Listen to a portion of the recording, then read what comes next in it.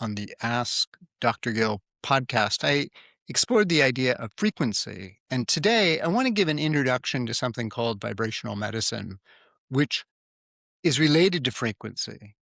So we're going to talk about that and kind of get a bit overview of it and then discuss in subsequent podcasts about how this affects our body and our emotional and psychological states. So stay tuned.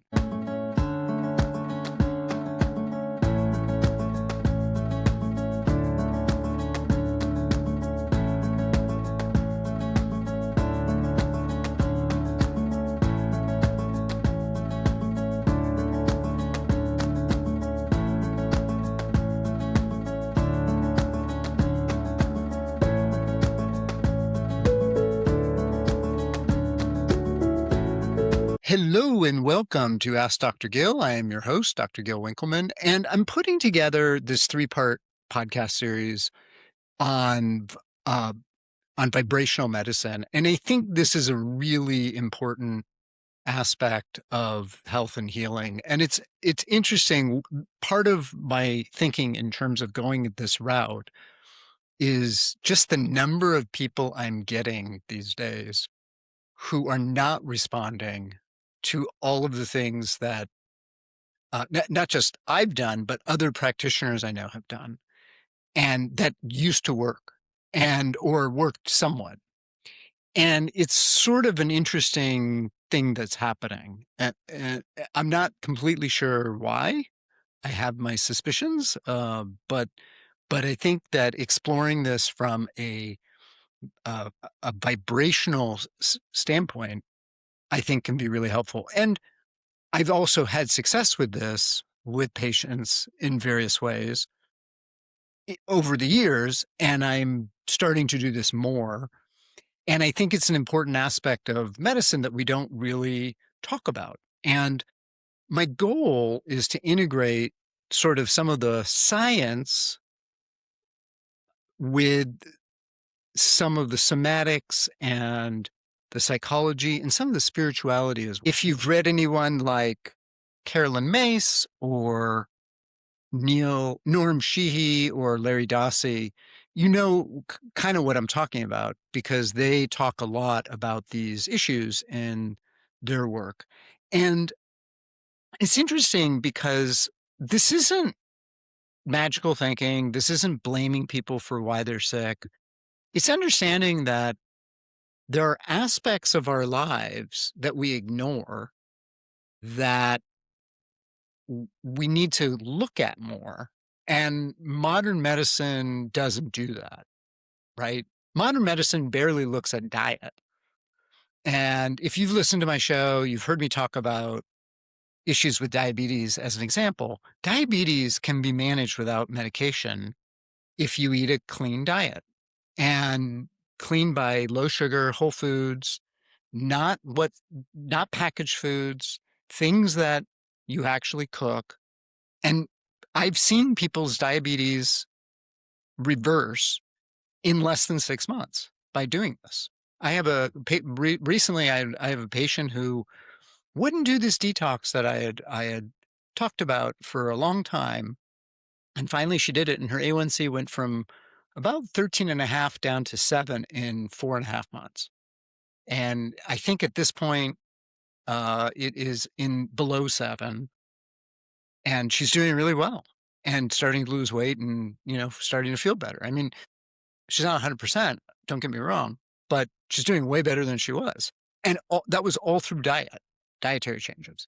So there's nothing magical about that. And I would say that our energy body, our vibrational frequency, our emotional states, those play a role in this. And if you don't pay attention to that and you don't clear it out, it's going to show up in the physical. And it's almost like we're testing this as a society. We're trying to figure out, how far can we push things before we realize that these are real? These states are real. So, and that kind of brings me to, what is vibration? And in physics, it's everything has a vibration. Atoms, cells, organs, the fields around us. There's a state and a frequency that is being emitted from that pattern. And what's actually interesting is that when you look at an atom, there's a placement for the particles of the atom, so the electrons in particular, but those are based on a probability. And I mean, there's a probability that I could disappear right now. I will cease to exist and just go away. And maybe some of you are hoping for that. But it is highly unlikely. But that, according to quantum mechanics, that is possible. What I think is interesting, and I read this in a book recently, that if you we have a shared reality, right? And that shared reality is real until it becomes unreal, right? So think back before Columbus, most people thought the world was flat, and if you sailed too far, you'd fall off the edge. And over enough time with people sailing, people realized, oh, it's not flat. It it's round because that's how you get around it. And but it wasn't until it was done that people realized that was the case. And, as a similar example, I was thinking about this in terms of the Wright brothers when they flew that plane for the first time. Like how amazing would it have been to be there and see that? And like with your own eyes see something that had never been done before and defied the laws of physics as we understood them at that time. And I think that vibrational medicine is part of that, right? It's like at some point, we're going to use some kind of device that emits some kind of frequencies that is going to heal people right away. And and we'll look back at what we're doing now and think, wow, what a bunch of witch doctors.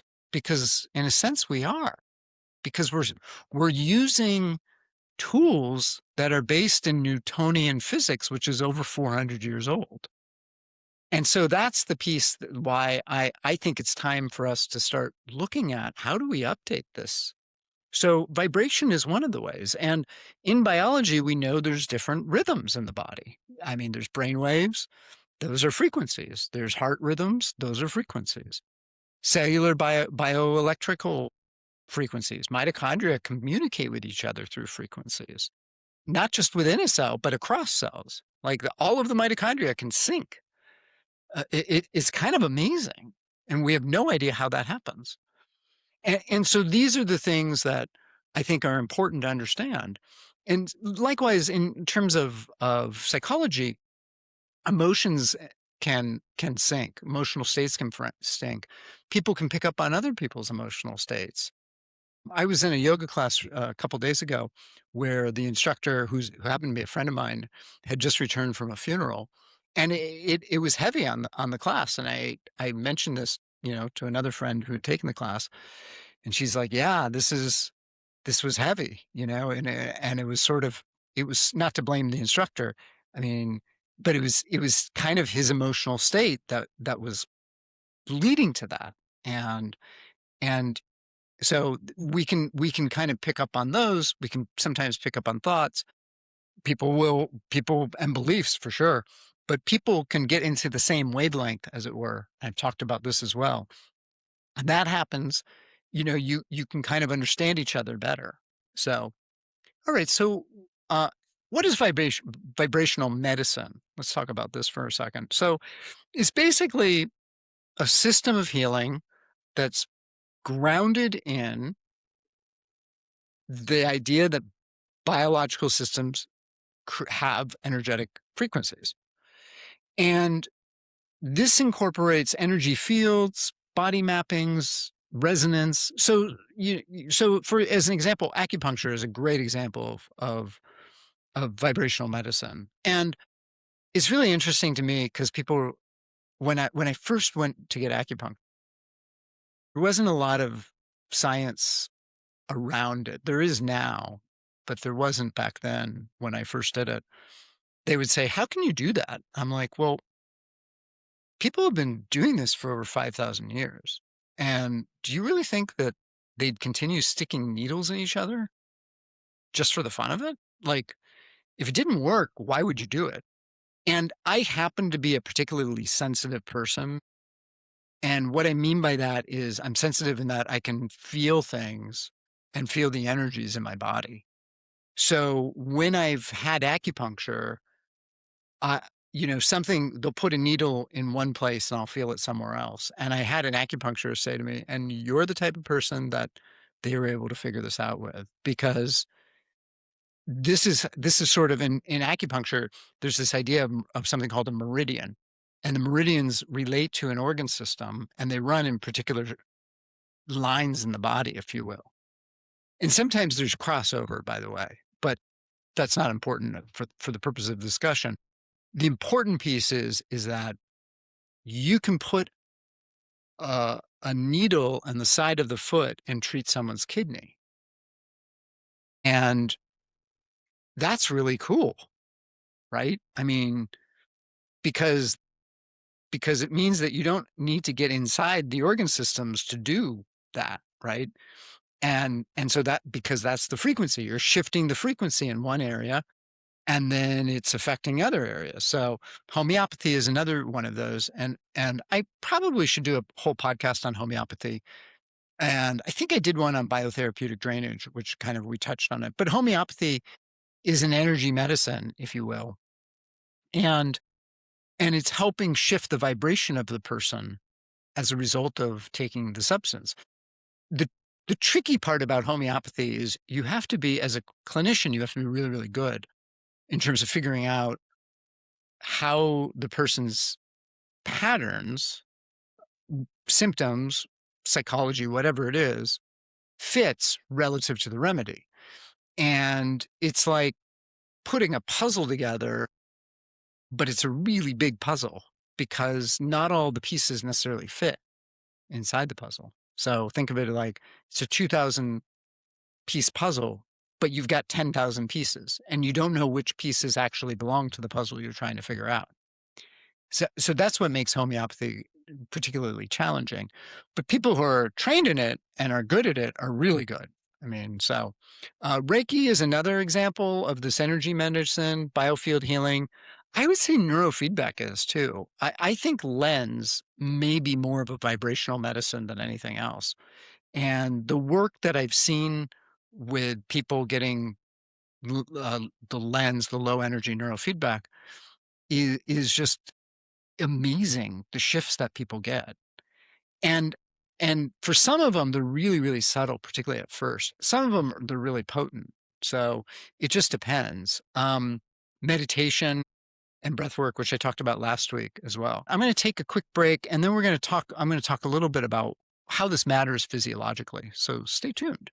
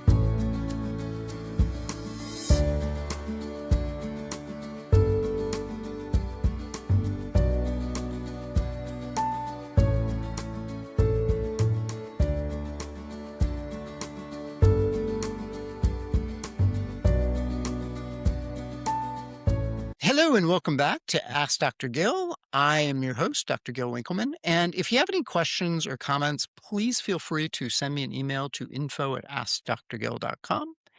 And today we're talking about vibrational medicine. And I want to sort of finish up this topic to talk a little bit more about why this matters, because I think that we we can talk about this from a theoretical point of view, but we don't necessarily understand, why do I care, Dr. Gill?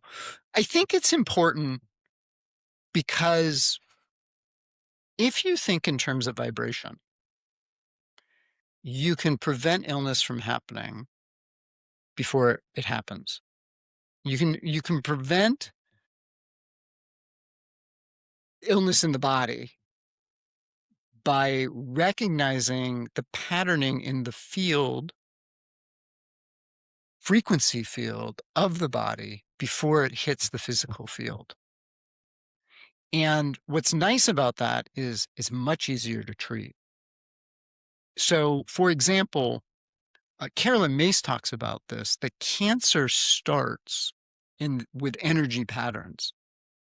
And I think she says in Anatomy of Spirit, she believes it starts with regrets and resentments that aren't dealt with. And then it festers in the energy field before it gets into the physical body. And so when you have emotional states that are unresolved, this creates a vibrational compression. And as a result of that, it will then fester in the physiology eventually. Now, we know there is a connection between stress and the body, right? The whole idea of psychoneuroimmunology comes through that. But without getting into the weeds about that, because I don't think the weeds are particularly important for the average person. I think what's important is understanding that when we have states that we don't resolve within us, that will start to have a cascading effect. Now, how it cascades doesn't matter, right? If you're working on it in the vibrational field first. And and the thing is that if you fix it in the field, then you're not dealing with symptom management. You're actually healing, right? And a lot of what we do is about, I think it was Voltaire who said, the job of a physician is to entertain the patient until the body heals itself. And I think there's a lot of truth to that. It's like, I think that we are expecting something from the doctor to heal, right?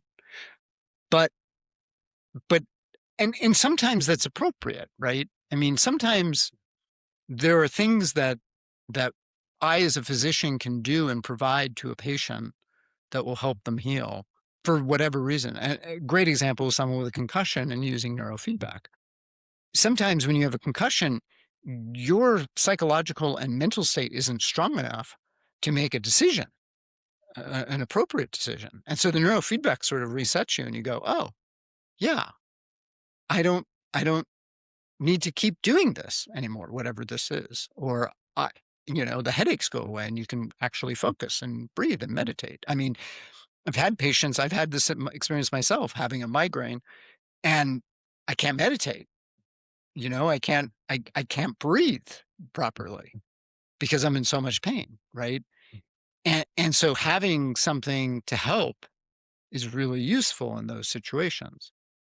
But I think if you can get to the place, and I know for myself, if I can figure out what the trigger is for it starting and deal with it then I don't get to that place. And for me, sometimes it's just overdoing it. That's just my personal situation. But I think that when you start to think in terms of vibration, right, then you can start to think in terms of prevention as well. And And so that's kind of like my goal is to put me out of business in a sense. Now, obviously, we're not going to put every doctor out of business. There's still going to be need for physicians. But I think that as people kind of empower themselves and start to see these things, the role that I will play will change. It'll be more of being a sounding board and helping people see things for themselves and acting like a mirror, which is kind of that's actually exciting to me. So and along those lines, I go to my website, you'll see, and I'm going to be offering some new courses and some new workshops on some of these topics. And next week, I'm going to talk more about vibrational medicine in the body. So thank you for joining me. I hope you enjoyed this, and I will see you next time.